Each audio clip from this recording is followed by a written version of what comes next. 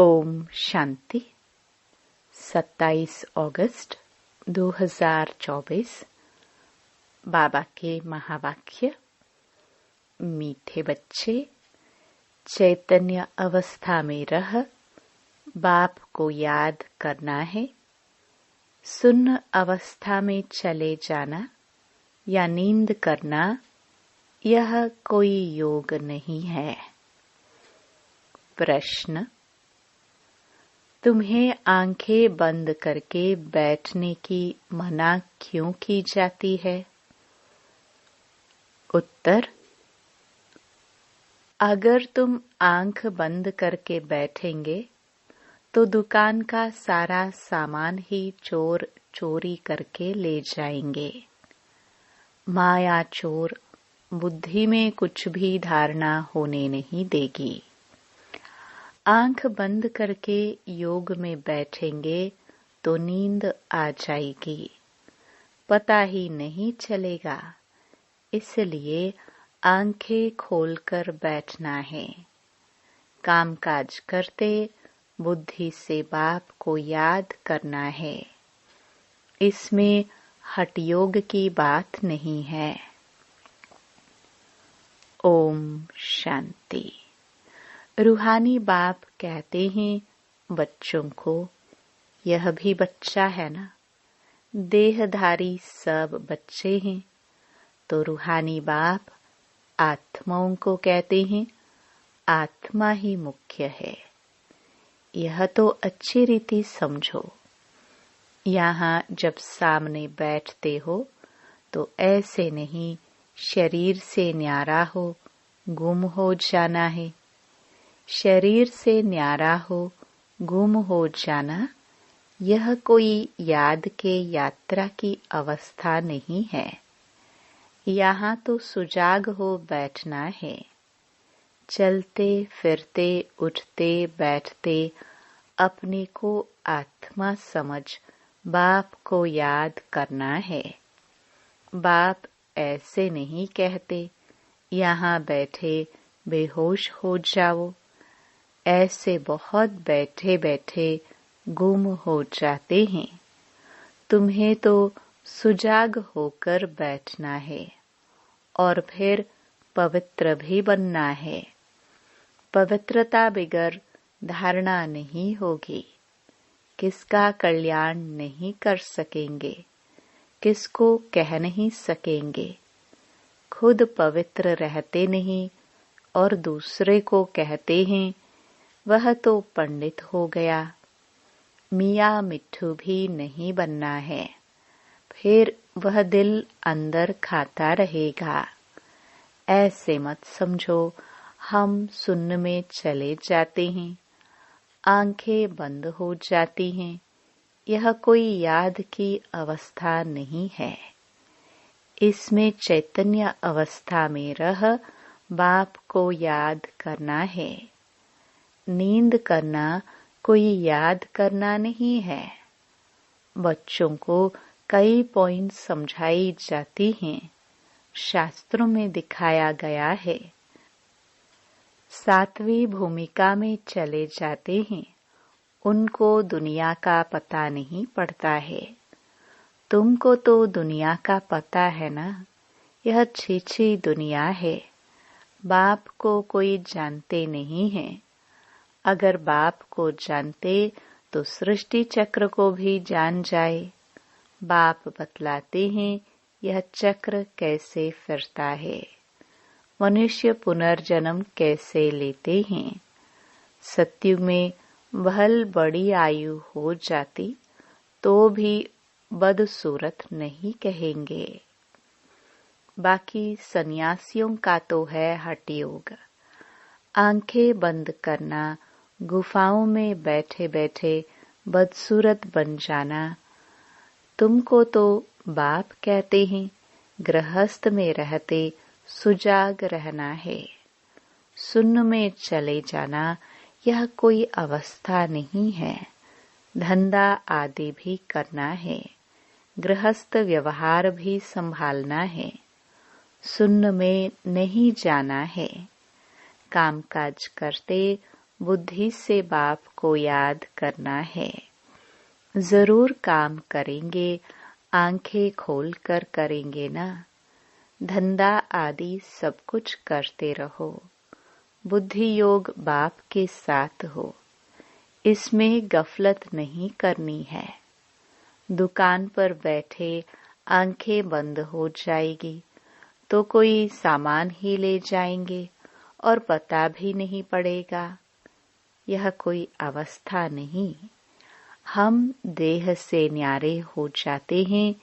यह सब हठयोगियों की बातें हैं, रिद्धि सिद्धि वाले करते हैं। बाप तो अच्छी रीति बैठ समझाते हैं, इसमें आंखें नहीं बंद करनी है। बाप कहते हैं, मित्र संबंधियों को जो बैठ याद करते हो वह सब भूल जाओ। एक बाप को याद करना है। सिवाय याद की यात्रा के पाप कट नहीं सकते। भोग ले जाते हैं, गुम हो जाते हैं सूक्ष्म वतन में। इसमें क्या होता है? जितना समय वहां है विक्रम विनाश हो ना सके, शिव बाबा को याद कर ना सके, न बाबा की वाणी सुन सकेंगे तो घाटा पड़ जाता है। परंतु यह ड्रामा में नोंद है, इसलिए जाते हैं। फिर आकर मुरली सुनते हैं, इसलिए बाबा कहते हैं जाओ फौरन आओ, बैठो नहीं। खेल पाल करना बाबा ने बंद कर दिया है। यह भी घूमना फिरना रुलना हुआ ना। भक्ति मार्ग में रुलना पीटना बहुत होता है, क्योंकि अंधियारा मार्ग है ना। मेरा ध्यान में वैकुंठ में चली जाती थी। वह योग व पढ़ाई थोड़ी थी। क्या उसने सदगति को पाया? स्वर्ग जाने लायक बनी? जन्म जन्मांतर के पाप कटे? बिल्कुल नहीं। जन्म जन्मांतर के पाप तो बाप की याद में ही कटते हैं। बाकी साक्षात्कार आदि से कोई फायदा नहीं होता। यह तो सिर्फ भक्ति है, न याद है न ज्ञान है। भक्ति मार्ग में यह सिखलाने वाला कोई होता ही नहीं, तो सद्गति को भी पाते नहीं। भल कितना भी साक्षात्कार हो, शुरू में तो बच्चियां आपे ही चली जाती थी। मम्मा बाबा थोड़ी जाते थे। यह तो शुरू में बाबा को सिर्फ स्थापना और विनाश का साक्षात्कार हुआ, पीछे तो कुछ नहीं हुआ। हम किसको भी भेजते नहीं हैं। हाँ, बिठा कर कह देते बाबा इनकी रस्सी खींचो। वह भी ड्रामा में होगा तो रस्सी खींचेंगे, नहीं तो नहीं। साक्षात्कार तो ढेर होते हैं। जैसे शुरू में बहुत साक्षात्कार करते थे, पिछाड़ी में भी बहुत साक्षात्कार करेंगे। मिरुआ मौत, मलुका शिकार। इतने ढेर मनुष्य हैं, वह सब शरीर छोड़ देंगे। शरीर सहित कोई सतयुग में व शांति धाम में नहीं जाएंगे। कितने ढेर मनुष्य हैं, सब विनाश को प्राप्त करेंगे। बाकी एक आदि सनातन देवी देवता धर्म की स्थापना हो रही है ब्रह्मा द्वारा। तुम बच्चियां गांव-गांव में जाकर कितनी सर्विस करती हो। यही कहती हो कि अपने को आत्मा समझ, बाप को याद करो। सन्यासी तो राजयोग सिखलाना जानते नहीं। बाप बिगर राजयोग सिखलावे कौन? तुम बच्चों को बाप अभी राजयोग सिखला रहे हैं, फिर राजाई मिल जाती है। तुम अपार सुखों में रहते हो, वहां तो फिर याद करने की दरकार ही नहीं। रिंचक भी दुख नहीं होता है। आयु भी बड़ी, काया भी निरोगी होती है। यहाँ कितने दुख हैं। ऐसे तो नहीं बाप ने दुख के लिए खेल रचा है। यह तो खेल सुख दुख हार जीत का आदि अनादि है।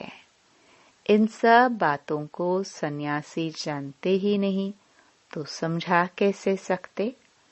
वह तो भक्ति मार्ग के शास्त्र आदि पढ़ने वाले हैं। तुमको कहा जाता है अपने को आत्मा समझ, बाप को याद करो। वह सन्यासी फिर आत्मा समझ ब्रह्म को याद करते हैं, ब्रह्म को परमात्मा समझते हैं। ब्रह्म ज्ञानी है, वास्तव में ब्रह्म है रहने का स्थान।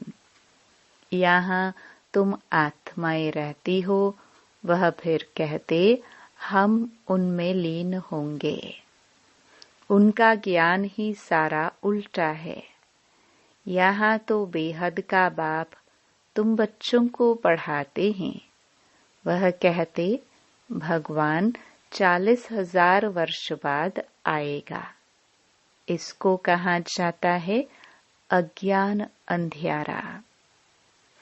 बाप कहते हैं नई दुनिया की स्थापना और पुरानी दुनिया का विनाश करने वाला तो मैं हूँ। मैं स्थापना कर रहा हूँ, विनाश भी सामने खड़ा है। अब जल्दी करो, पावन बनो, तब ही पावन दुनिया में जाएंगे। यह तो पुरानी तमो प्रधान दुनिया है। लक्ष्मी नारायण का राज्य थोड़े ही है। इनका राज्य नई दुनिया में था, अब नहीं है। यह पुनर्जन्म लेते आए हैं। शास्त्रों में तो क्या क्या लिख दिया है। कृष्ण को दिखाया है, अर्जुन के घोड़े गाड़ी में बैठा है। ऐसे नहीं कि अर्जुन के अंदर कृष्ण बैठा है। कृष्ण तो देहधारी था ना, न कोई लड़ाई आदि की बात है। उन्होंने तो पांडवों और कौरवों का लश्कर अलग अलग कर दिया है। यहाँ तो वह बात नहीं। यह भक्ति मार्ग के अथाह शास्त्र हैं। सतयुग में यह होते नहीं। वहाँ तो ज्ञान की प्रालब्ध राजधानी है। वहाँ सुख ही सुख है। बाप नई दुनिया स्थापन करते हैं तो जरूर नई दुनिया में सुख होगा ना। बाप कभी पुराना मकान बनाते हैं क्या? बाप तो नया मकान बनाते हैं। उस दुनिया को ही सतो प्रधान दुनिया कहा जाता है। अभी तो सब तमो प्रधान अपवित्र हैं, पराये रावण राज्य में बैठे हैं। राम तो कहा जाता है शिव बाबा को राम राम कह राम नाम का दान देते हैं। अब कहाँ राम, कहाँ शिव बाबा। अब शिव बाबा तुम बच्चों को कहते हैं मामेकम याद करो। जहाँ से आए हो वहाँ ही फिर जाना है। जब तक बाप को याद कर पवित्र नहीं बनेंगे तो वापस भी जा नहीं सकेंगे। तुम्हारे में भी कोई विरले हैं जो अच्छी रीति बाप को याद करते हैं।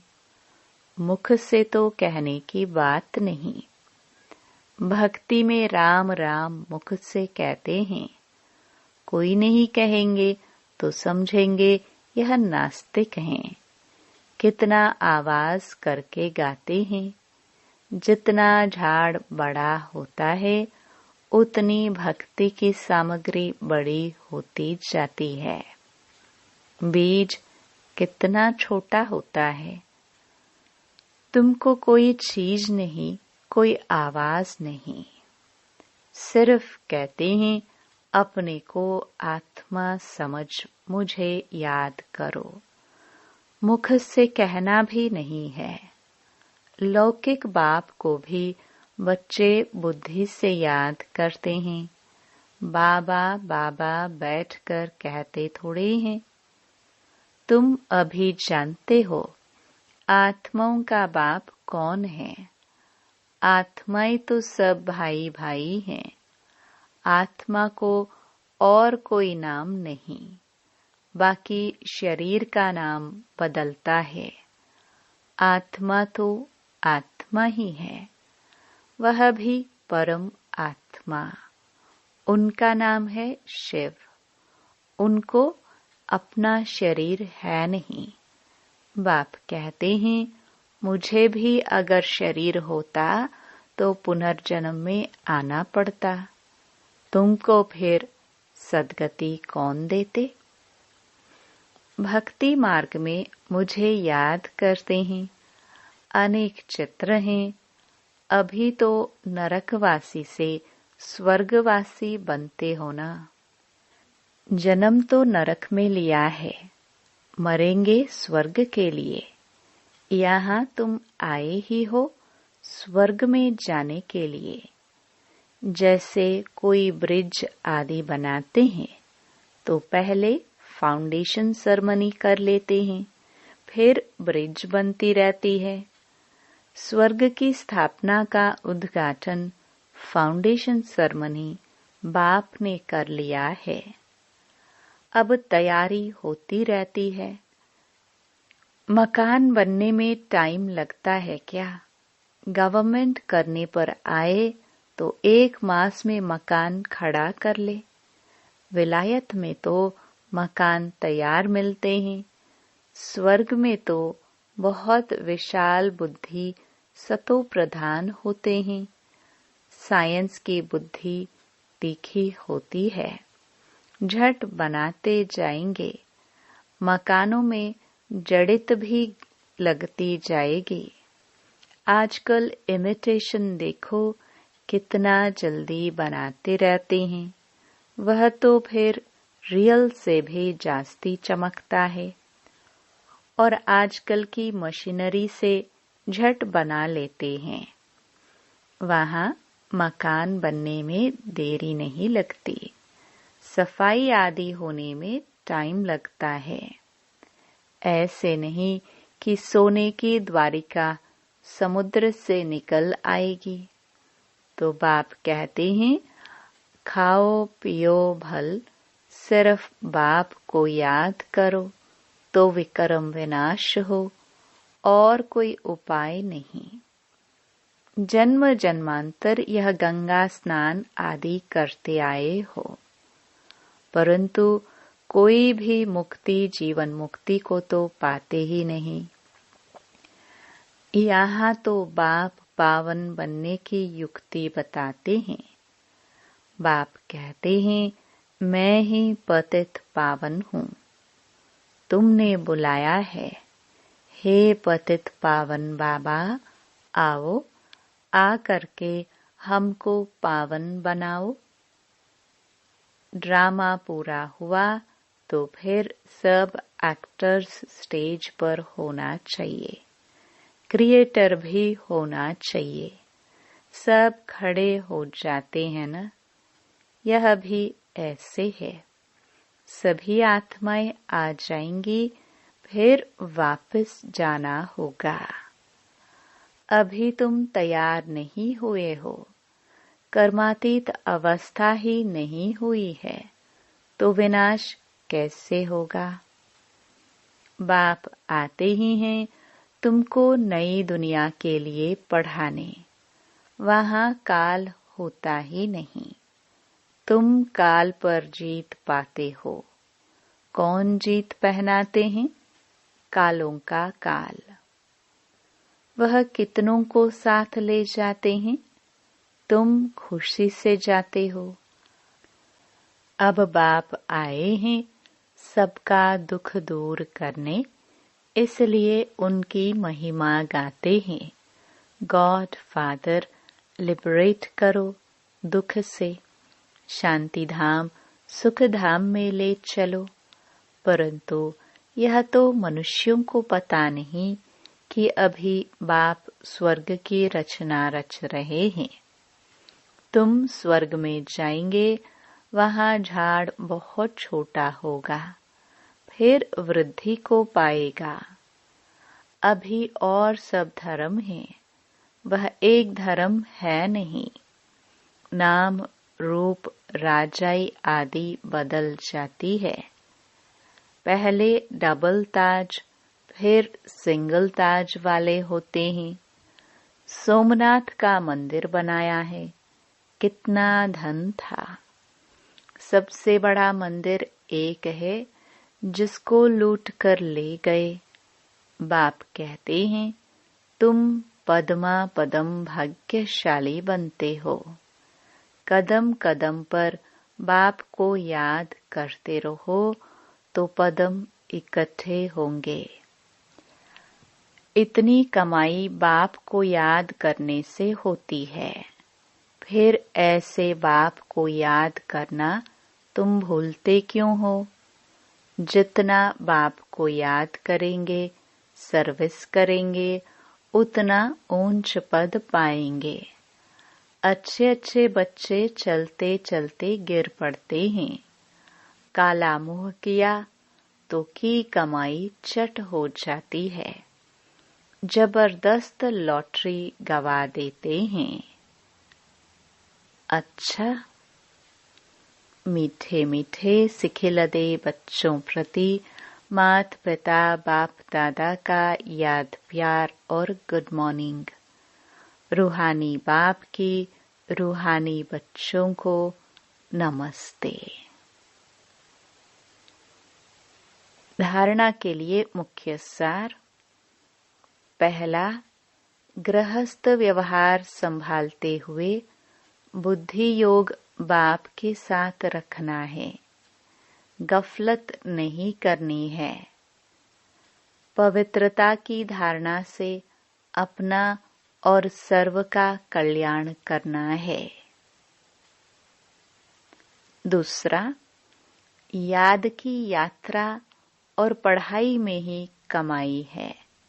ध्यान दीदार तो घूमना है, इसलिए उससे कोई फायदा नहीं। जितना हो सके सुजाग हो, बाप को याद कर अपने विकर्म विनाश करने हैं। वरदान।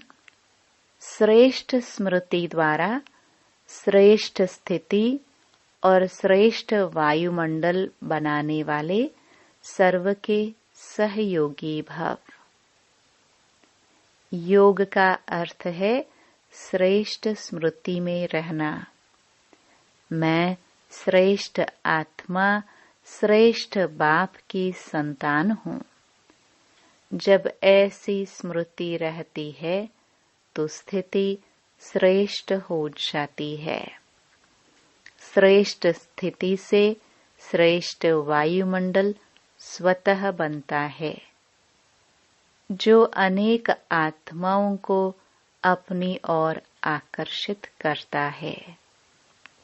जहाँ भी आप आत्माएं योग में रहकर कर्म करती हो, वहाँ का वातावरण वायुमंडल औरों को भी सहयोग देता है। ऐसी सहयोगी आत्माएं बाप को और विश्व को प्रिय हो जाती है। स्लोगन।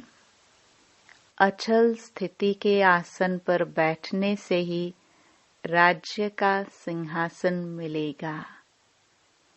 ओम शांति।